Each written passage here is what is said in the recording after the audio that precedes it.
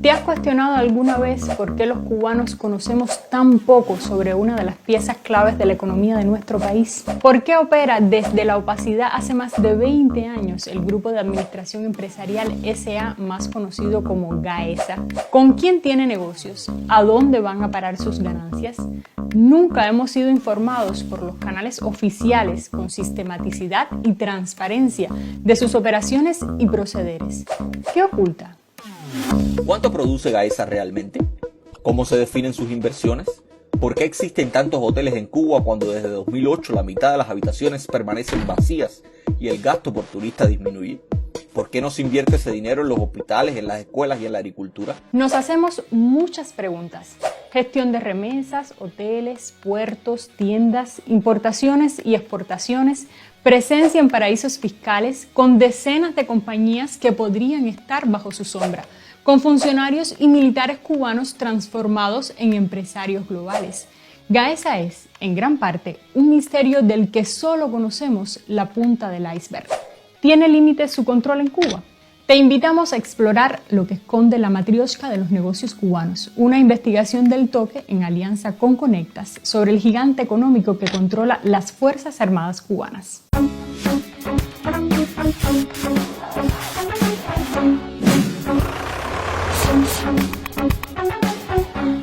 En contextos de opacidad y falta de transparencia en la información como el cubano, no podemos más que rastrear algunos datos de lo poco que hay público, dejando en el camino más preguntas que respuestas. Pero sobre todo queremos enfatizar en el derecho de la ciudadanía cubana a saber. La información relativa al accionar de ese grupo empresarial, a pesar de estar directamente relacionada con el quehacer diario de la ciudadanía, es manejada como si fuese información sensible para la defensa y la seguridad nacional del país. El Grupo de Administración Empresarial S.A. GAESA es un megaconglomerado de empresas pertenecientes a las Fuerzas Armadas Revolucionarias de Cuba. Maneja sectores importantes de la economía del país y se expande al mundo en negocios que supuestamente sirven para evadir las sanciones estadounidenses y mover el dinero sin rendir cuentas a la ciudadanía. Y aquí está el problema: evasión y dinero. Fidel Castro lo dijo en el marco de los procesos judiciales y posteriores fusilamientos del general Arnaldo Ochoa y el coronel Antonio de la Guardia, entre otros, por narcotráfico y traición a la patria. ¿Por qué se quitó a Tony la Guardia y a todo ese grupo de la corporación CIME? Precisamente porque habían establecido un estilo. Importaban cuanta bisutería se encontraba, desde gomas con bandas blancas, cristales de un tipo, telefonito de otro, grabadora, videocaseta en el carro, todas esas cosas. Se quitaron de allí. Esa gente no debieron haber ido a parar jamás a MC con las prerrogativas que tenía en ese punto. Mucho menos ponerse a organizar transnacionales con el pretexto de romper el bloqueo. Eso estaba prohibido. Entonces, ¿las sanciones del gobierno estadounidense justificarían los procedimientos oscuros de GAESA? El Estado cubano tiene la obligación de buscar alternativas a un mal que él no creó, pero con el que ineludiblemente tiene que lidiar. ¿Cómo deberían ser esas soluciones? Las soluciones tienen que ser legales porque en Cuba hay un ordenamiento jurídico, supuestamente hay un Estado de Derecho, hay entramado de instituciones y hay un pueblo que es el soberano. Entonces, ¿cómo tú puedes actuar frente a eso creando empresas fantasmas, fondos falsos, transacciones económicas y financieras de cualquier manera? Sabemos, conocemos, hemos recibido testimonios de cientos de funcionarios que durante muchos años entraban dinero a Cuba en sus propios cuerpos como forma de escapar de los controles. Ante un proceso de embargo de sanciones, la mejor solución que yo encuentro desde cualquier punto de vista es democratizar las relaciones y las formas de hacer economía y las formas de hacer política en Cuba. Y eso es una negativa constante de parte del gobierno cubano. Pero no, ni las soluciones son legales, ni la democratización ha sido el camino. Gaesa opera incluso al margen de la Contraloría General de la República y legislaciones internas le permiten cada vez rendir menos cuentas. En varias ocasiones, el presidente cubano se ha referido al grupo en términos elogiosos. Hay que preguntarse por qué la experiencia del sistema empresarial de la FARC, que tanto hemos reconocido hoy, no pasa del reconocimiento y llega al respaldo y a la asimilación objetiva de los aprendizajes que nos brinda en todo el sistema empresarial del país. Las Fuerzas Armadas Revolucionarias se convirtieron en el más disciplinado y eficiente órgano de la administración del Estado. Se desarrollaron experiencias que posteriormente sirvieron al país como el perfeccionamiento empresarial con valiosos conceptos de la administración, la sostenibilidad, la eficiencia y el control, del cual nació el sistema empresarial de la FARC, que ha alcanzado notables resultados que tributan a la economía del país. Debo reconocer igualmente al sistema empresarial de las Fuerzas Armadas Revolucionarias por su indispensable aporte a la economía de la nación, que nos ha permitido disponer de recursos fundamentales frente a las urgencias. El Grupo de Administración Empresarial S.A. tiene su sede en el edificio de la Marina en la Avenida del Puerto en La Habana. Pero la presencia y operaciones de Gaesa parecen no estar limitadas a las actividades comerciales al interior de Cuba.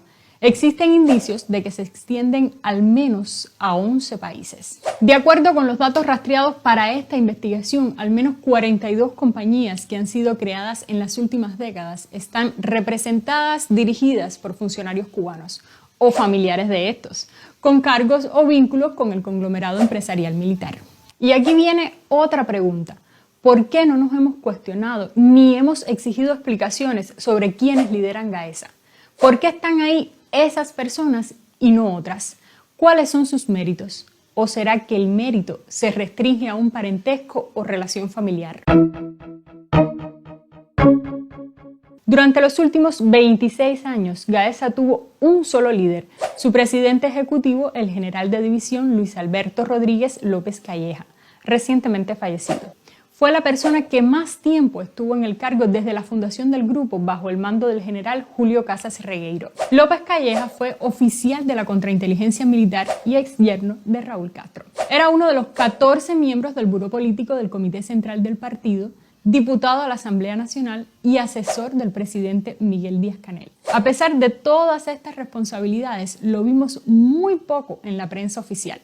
A mitad de 2016, el nuevo Herald identificó al menos 25 compañías vinculadas con el gobierno cubano y registradas en refugios fiscales de países como Bahamas, Panamá y las Islas Vírgenes Británicas. El nacimiento de algunas de estas empresas se remontaba a inicios de los años 90.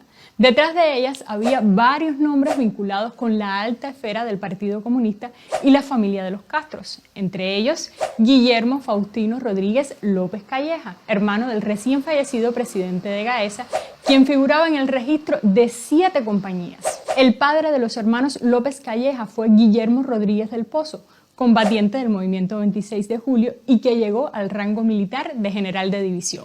Estamos hablando de un entramado familiar de gente de confianza que escapa al voto popular y no rinde cuentas a los ciudadanos cubanos por sus acciones y mucho menos por sus decisiones.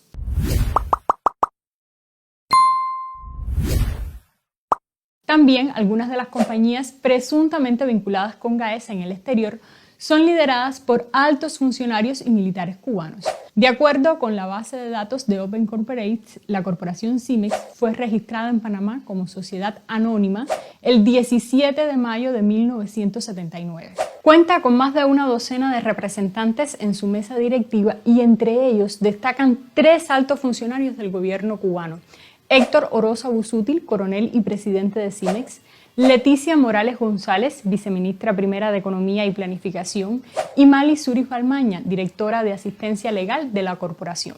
Mali Suris Balmaña, quien comenzó en el puesto directivo en 2012, según una declaración legal enviada a la Corte de los Estados Unidos, está vinculada con el registro de 7 empresas en Panamá, una en Malta y una en Curazao. La viceministra Morales, por su parte, ostenta el cargo de presidenta en la compañía Servinaves Panamá S.A. y Héctor Oroza aparece como director, presidente o representante legal de otras 6 empresas, además de Cimex, en Panamá, de las cuales una fue disuelta.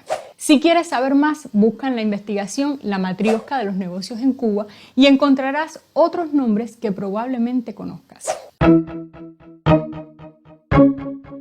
Aunque no se sabe con exactitud la cantidad de dinero que controla Gaesa y cuál ha sido su impacto en el desarrollo económico de la isla, te damos algunas pistas sobre lo que tiene bajo su control. El porcentaje de su participación en la economía nacional podría llegar al 40% del Producto Interno Bruto. Ha monopolizado las zonas de mayor rentabilidad y potencial turístico a través del grupo Gaviota y se ha garantizado el predominio del segmento de lujo con la absorción de hoteles como los de la extinta Vagonex en La Habana Vieja y controla una parte del flujo de dólares por remesas que ingresan a la isla. Son fondos públicos que han sido utilizados durante muchísimo tiempo, invertidos y administrados como si fuesen fondos privados. Y de ahí la secretividad y la opacidad que no es solo propia de Gaesa, es propia también de un régimen totalitario como el cubano, que necesita la opacidad para sobrevivir. Entre 2009 y 2010, Cimex, que hasta ese momento respondía al Ministerio del Interior, fue absorbido por Gaesa. En la transacción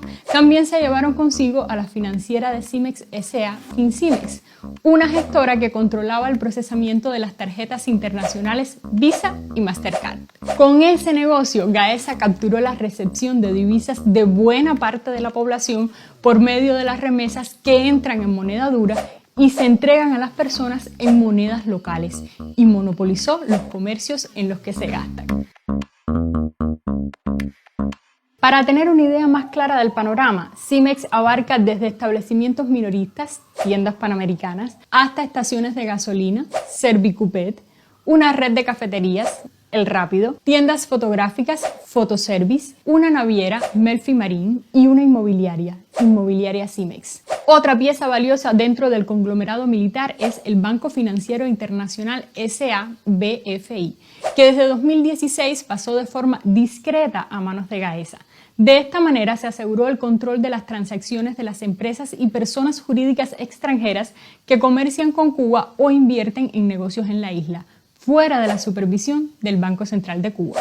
Además, al absorber el BFI, Gaesa se aseguró las acciones de la empresa de telecomunicaciones S.A., la muy conocida ETEXA, que correspondían al banco, controlando el 44.246% del capital de la compañía de telecomunicaciones. Esta no solo tiene el monopolio sobre los servicios de telefonía e internet, sino que también controla el negocio de las recargas telefónicas que hacen cubanos en el exterior a sus familias en la isla. Ay, sí, ahora agárrate del chucho de las remesas. Ya tú verás, mañana va a estar suplicando una recarguita, una recarguita. Al ser un importante accionista de ETEXA, Gaesa continúa controlando una parte y beneficiándose de los millonarios ingresos en dólares que llegan a Cuba por este concepto. Yo le digo que este país bien robado es una tacita de oro. Pero el dominio de Gaesa no queda allí. Se extiende a las actividades relacionadas con la importación y exportación de productos a través de empresas como Tecnotex, Tecnoimport, Cuba Agro y Ecasol. Por medio de almacenes universales, el conglomerado está a cargo de la administración de la Zona Especial de Desarrollo Mariel, la primera zona en Cuba sujeta a regulación especial para fomentar la inversión extranjera. Y así podemos seguir contando y contando y contando. Las empresas offshore son compañías registradas en países con normas flexibles en materia tributaria y mercantil. En algunos casos, los nombres son similares y la información pública sobre sus propietarios y gestión financiera es casi nula. Como generalidad, no poseen sitios web ni redes sociales y ese modelo también lo usa Gaesa. La primera pregunta es también, ¿por qué aparecen y desaparecen las empresas offshore cubanas? Nadie sabe. ¿Por qué creamos empresas offshore? ¿Con qué capital los creamos? ¿Cuáles son los fondos de esas empresas? ¿Cuáles fueron sus riquezas? ¿Cuáles fueron sus utilidades? Eso no lo sabemos. Eso se maneja como información militar, incluso después de liquidadas esas empresas. No escogen el modelo de empresas offshore por gusto.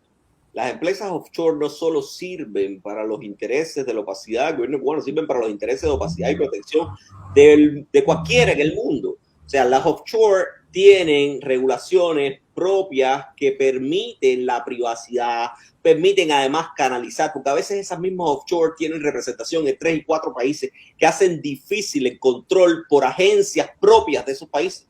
Este entramado escogido por Gaesa es profundamente propicio para la comisión de delitos, aunque se usa supuestamente para resolver el problema que representan las sanciones norteamericanas. Todo lo que hace Gaesa lo hace con nuestro dinero, es decir, con dinero público, no privado. Y en un país con tan pobre diversidad empresarial, la población debería conocer cómo se gestiona su dinero. Estamos hablando aquí de un enorme conglomerado que impide la competencia, y eso pudiera ser una alternativa a una forma de capitalismo, pero en este caso se convierte en otro tipo de capitalismo porque no deja opción ninguna para todos los servicios que AUPA, para todo el tipo de funcionamiento económico, para todo tipo de actividad que realiza.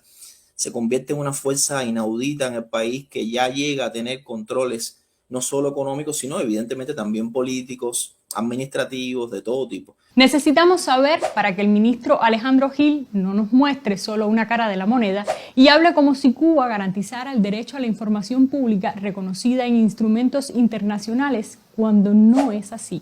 Quizás ellos sepan de lo que están hablando, pero a nosotros nos faltan muchos datos para tener la historia completa.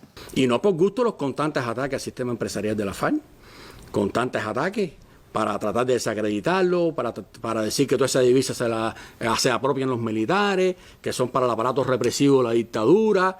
Eso tiene un fin, un sentido. Lo ha explicado nuestro general de ejército y eso está claro para todos nosotros y está claro para nuestro pueblo. Nos hemos acostumbrado a vivir sin el derecho a saber, a limitar nuestra participación en la sociedad sin reclamar transparencia y accesibilidad, viviendo así entre la arbitrariedad y el verticalismo, la corrupción y el desamparo. Y así no se vale. Gracias por tu atención. Síguenos en Facebook, suscríbete a YouTube y si quieres apoyar nuestro trabajo puedes regalarnos unas estrellas en Facebook o hacernos una donación a esta cuenta de PayPal para que sigamos haciendo videos como este. Nos vemos por ahí.